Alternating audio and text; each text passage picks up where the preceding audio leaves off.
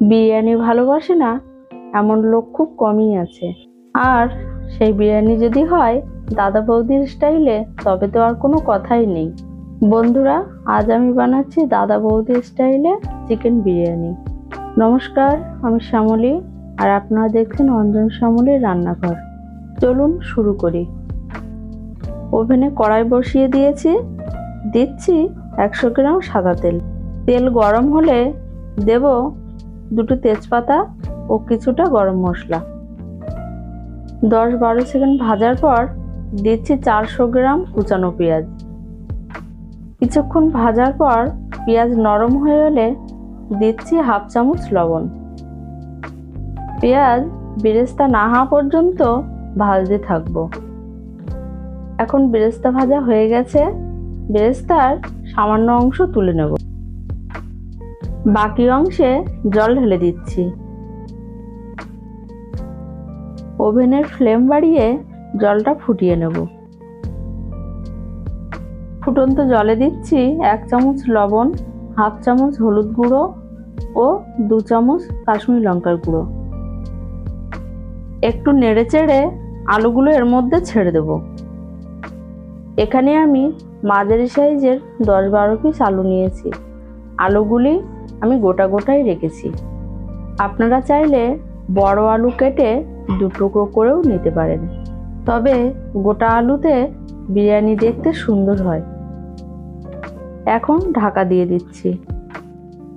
5-6 minute পর ফিরে এলাম। এখন দেখব আলু কতটা সিদ্ধ হয়েছে। বন্ধুরা, আলু 70% সিদ্ধ হয়ে গেছে। এবার তুলে নেব। যখন দমে বসাবো বাকি 30% সিদ্ধ হয়ে যাবে। দেখুন আলুর কালার কত সুন্দর এসেছে। এবার ঝোলে 1 কেজি 200 গ্রাম মাংস একে একে ডুবিয়ে দেব। বন্ধুরা, দাদা বৌদিতে এই ঝোলকে বলে পেঁয়াজের রস। আর এই পেঁয়াজের রসে সিদ্ধ করা আলু ও মাংসের টেস্ট খুব সুন্দর হয়। এবার ঢাকনা দিয়ে গরম হতে দেব। এবার ঢাকনা তুলে যোগ করছি 1 চামচ লবণ ও কিছুটা আদা রসুনের রস। ঢাকা দিয়ে দিচ্ছি 7 থেকে 8 মিনিটের জন্য। 7-8 মিনিট পর ফিরে এলাম। মাংস কিন্তু 80% সিদ্ধ হয়ে গেছে। এবার আমি তুলে নেব।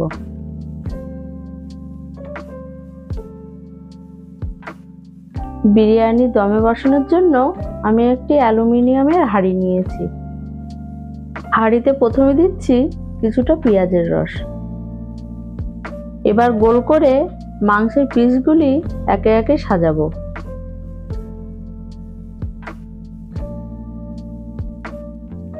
মাংস সাজানো হলে এবার সাজাচ্ছি আলুগুলি।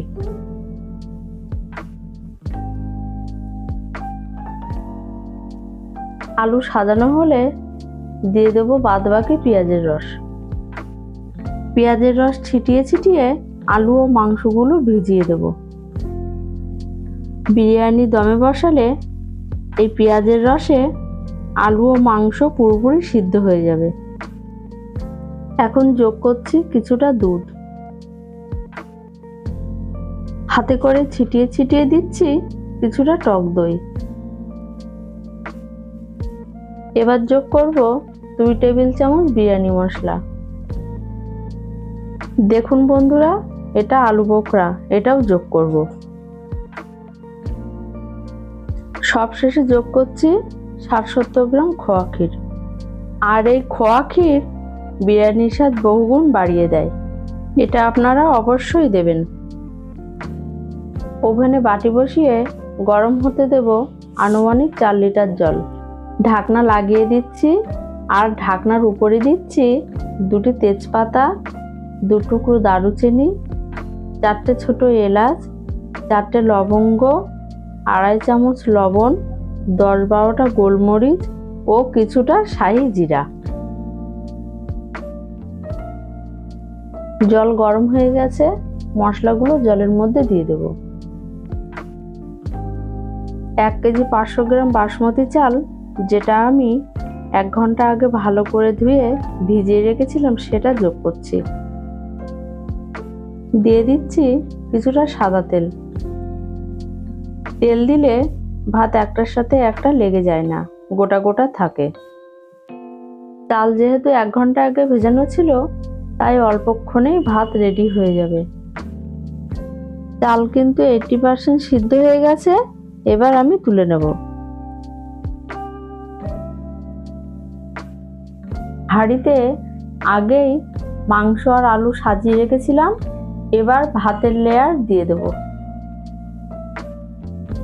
কিছুটা ভাত ছড়িয়ে দিয়ে ডো কাটার দিয়ে ভালোভাবে সমান করে নেব।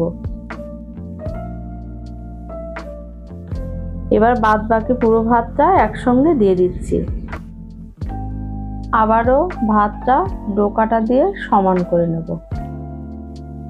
বলে কিছুটা দুধ রেখেছিলাম, তাতে যোগ করছি কয়েক ফোঁটা মিঠা আতর, কিছুটা গোলাপ জল ও কিছুটা কেওড়া জল। ভালো করে মিশিয়ে পুরোটা এবার ভাতের উপর ঢেলে দেব।